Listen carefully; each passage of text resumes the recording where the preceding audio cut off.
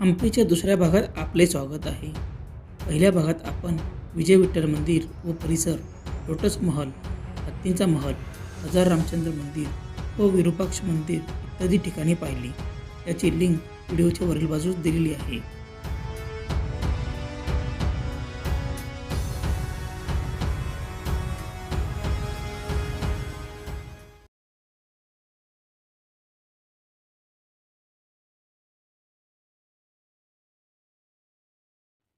दुसऱ्या दिवशी सकाळी लवकर उठून येथील रामायणासंबंधी काही ठिकाणांची माहिती आपण घेऊ.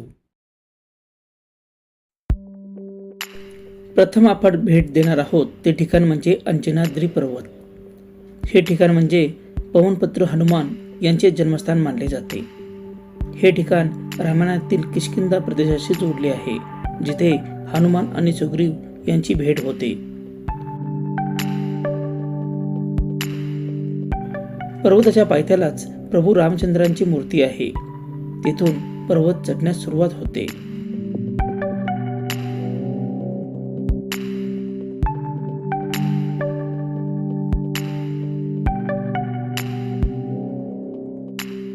वाटेत मोठमोठे दगड लागतात.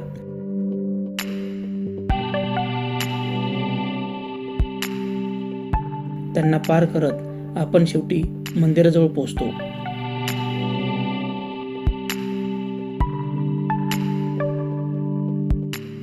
पर्वतावरून आसपासच्या परिसराचा व तुंगभद्रा नदीचे विहंगम दृश्य दिसते. मंदिरामध्ये कॅमेरा अलाउड नसल्यामुळे आतील चित्र दाखवता येत नाही. त्यानंतर आपण भेट देतो ते ठिकाण म्हणजे पंपा सरोवर व शबरी गुहा.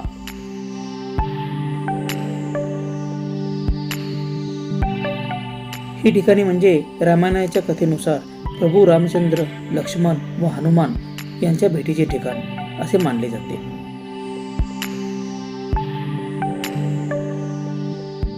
जिथे शबरी मातेने प्रभू रामचंद्रांना बोरं खाऊ घातली होती.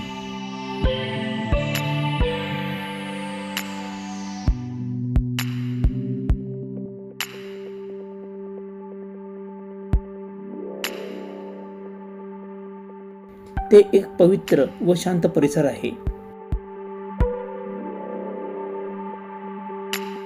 या परिसरामध्ये अनेक मंदिरे आहेत.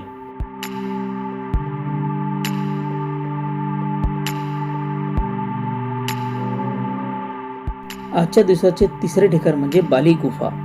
हो, येथेच बालीचे मायावी राक्षसासोबत युद्ध झाले होते.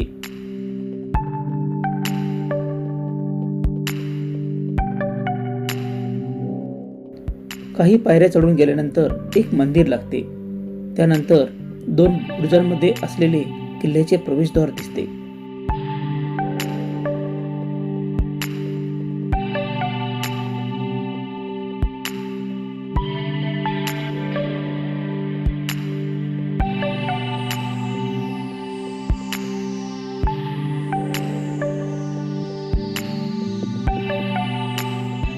किल्ल्यात प्रवेश केल्यानंतर उंच दगडांचा डोंगर लागतो. त्यानंतर लागते ती बाली गुफा.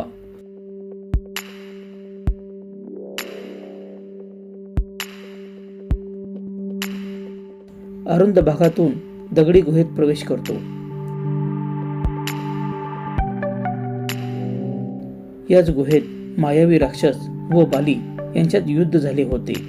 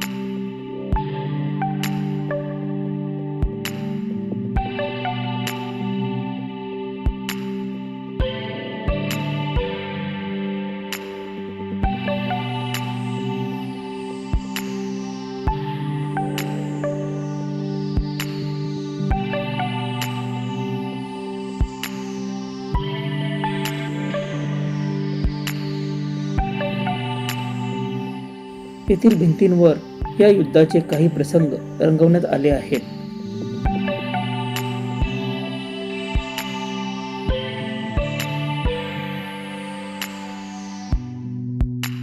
याच परिसरात आहे ते नवग्रह वन. या ठिकाणी सर्व ग्रहांची मंदिरे आहेत.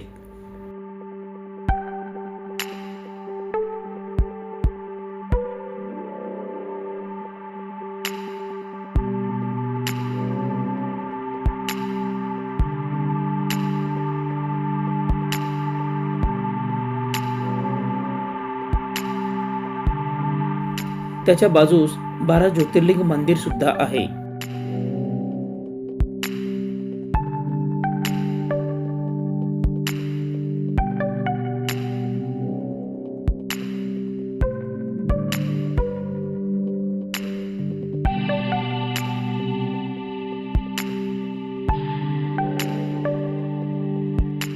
त्यानंतर भेट देतो ते अशा ठिकाणी ज्याशिवाय हम्पीची ट्रिप पूर्णच होऊ शकत नाही. ते ठिकाण म्हणजे कोराकल रायडिंग.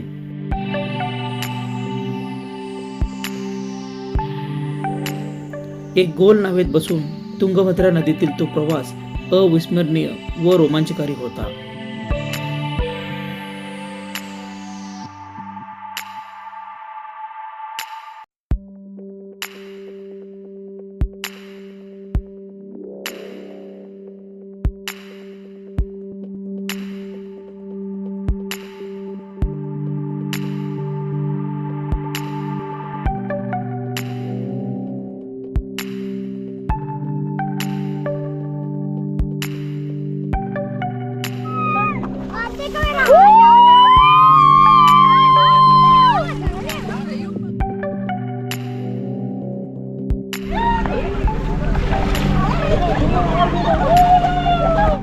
किष्किंधा हम्पी पाहिल्यानंतर आपण विजयनगर साम्राज्यातील शाही परिसर या भागामध्ये पुन्हा परततो.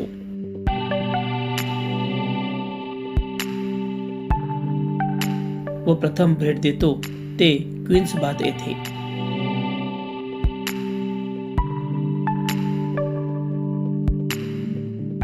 जे राजघराण्यातील स्त्रियांसाठी बांधलेले एक मोठे आयताकृती ऐतिहासिक स्नानकुंड आहे. ही वास्तू इंडो इस्लामिक वास्तुकलेचा नमुना असून येथे अनेक खोल्या व बाल्कनीची सोय होती.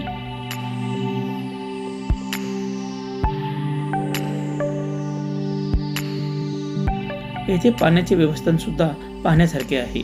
अतिशय सुंदर रीतीने येथील पाणी व्यवस्थापन केले होते.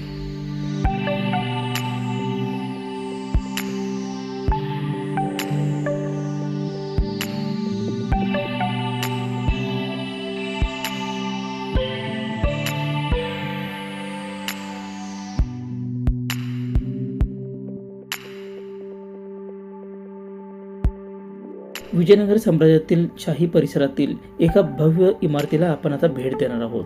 त्याची सुरुवात एका दगडी दरवाजाने होते. हे अतिशय भव्य असे दगडी दरवाजे आहेत. याला एक शिलाद्वार म्हणून ओळखले जाते. यांच्याकडे पाहून परिसर किती भव्य असेल याची कल्पना करता येते.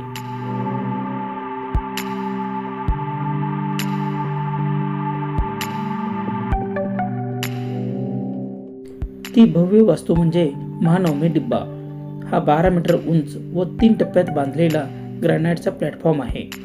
1513 मध्ये विजयनगरचा राजा कृष्णदेवराय यांनी उदयगिरीवरील विजयाची आठवण म्हणून हे ठिकाण बांधले होते. या ठिकाणी नवरात्र उत्साहाने साजरी करत राजा याच ठिकाणी बसून नवरात्र सणाचा 9 दिवसांचा उत्सव समारंभ, सैन्य परेड, युद्ध खेळ व प्रदर्शन पाहत होते.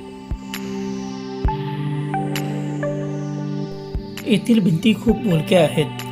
त्यावर नृत्य करत असलेल्या स्त्रिया, युद्धातील प्रसंग, हत्ती, घोडे यांची शिल्पे कोरली आहेत.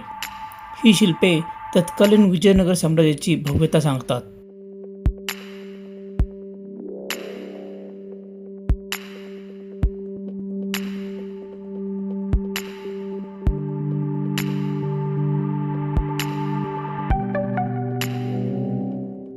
या परिसरामध्ये तत्कालीन विजयनगर साम्राज्यामधील पाणी व्यवस्थापनाचे अतिशय उत्तम उदाहरण येथे पाहता येते. दुरून दगडी कालव्यांमधून म्हणजेच ॲक्वाडक्टमधून हे पाणी वेगवेगळ्या ठिकाणी पोहोचवले जात होते. त्याच्या बाजूस आहे ती पुष्करणी, याला स्टेप्ड वॉल असेही म्हणतात.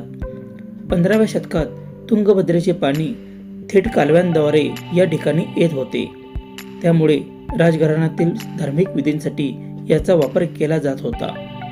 याच परिसरात इतर दगडी अवशेषही दिसून येतात.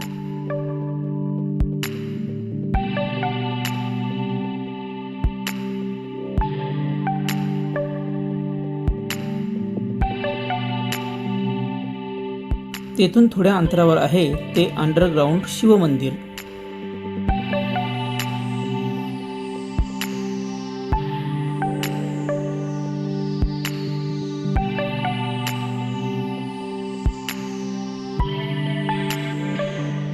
काही पायऱ्या उतरल्यानंतर भव्य कमानीतून आत गेल्यास मुख्य मंदिर लागते.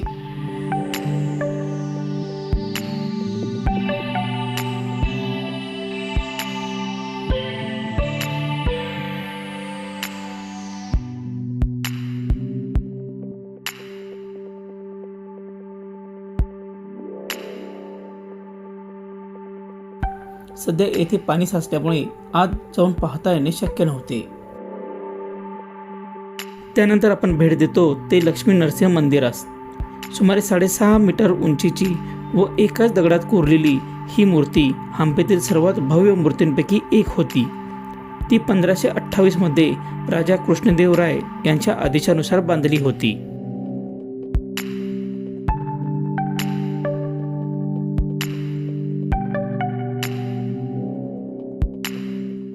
त्यांच्या बाजूस आहे बडोलिंग मंदिर. एकाच दगडात कोरलेले सुमारे 3 मीटर उंच शिवलिंग येथे पाहाव्यास मिळते. तर खालील बाजूस दगडी कॅनॉनद्वारे आणलेले तुंगभद्रेचे पाणी येथे कायमस्वरूपी असते.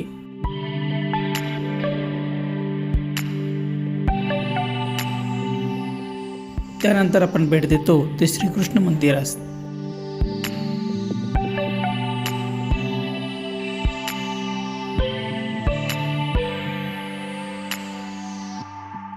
हे 16व्या शतकातील विजयनगर साम्राज्याचा वारसा सांगणारे एक प्रमुख जागतिक वारसा स्थळ आहे.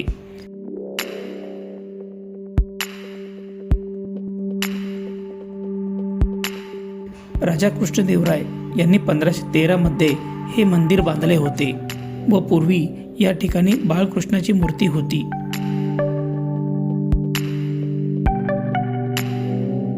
हे मंदिर त्याच्या अद्वितीय शिल्पकाम, विशाल प्रांगण व सुंदर खांबांसाठी प्रसिद्ध आहे.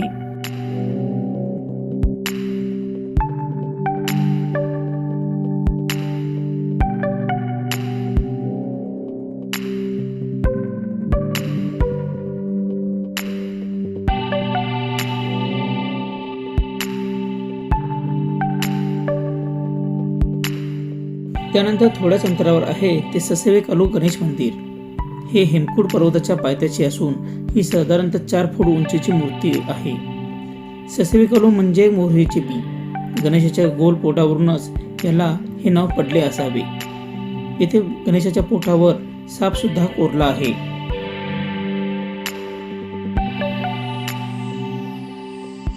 गणेश मंदिराच्या बाजूने हेमकूट पर्वतावर जाण्यासाठी वाट आहे.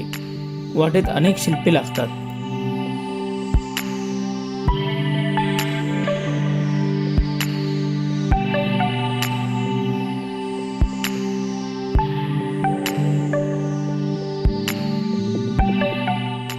तसेच पर्वतावर अशा प्रकारची अनेक इमारती पाहता येतात. येथून सुंदर सनसेट पाहून 2 दिवसांची हंपीची ट्रिप आपण येथेच पूर्ण करतो. आपणास आणखी 1 दिवस वेळ असला तर इथून जवळच जागतिक वारसा स्थळांच्या यादीत असलेले बदामी, ऐहोळे व पट्टदकल ही ठिकाणे पाहता येतात.